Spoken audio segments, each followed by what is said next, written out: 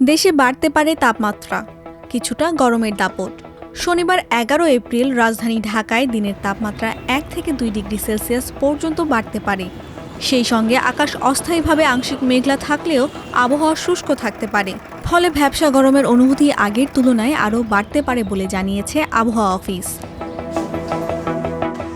আবহাওয়া অফিস বলছে, দুপুর পর্যন্ত রাজধানীর ঢাকা ও আশেপাশের এলাকায় আকাশ অস্থায়ীভাবে আংশিক মেঘলা থাকতে পারে, তবে সার্বিকভাবে আবহাওয়া শুষ্ক থাকার সম্ভাবনা রয়েছে। এই সময়ে ঢাকায় বৃষ্টির সম্ভাবনা নেই, তবে দক্ষিণ পশ্চিম বা পশ্চিম দিক থেকে ঘন্টায় 20 থেকে 15 কিলোমিটার বেগে বাতাস প্রবাহিত হতে পারে।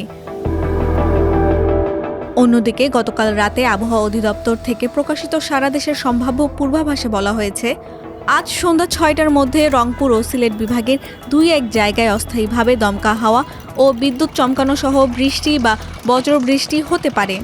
এছাড়া দেশের অন্যান্য জায়গায় আংশিক মেঘলা আকাশ সহ আবহাওয়া শুষ্ক থাকতে পারে। সারা দেশে দিনের তাপমাত্রা 1 থেকে 2 ডিগ্রি সেলসিয়াস বাড়তে পারে, সেই সঙ্গে রাতের তাপমাত্রাও সামান্য বাড়তে পারে।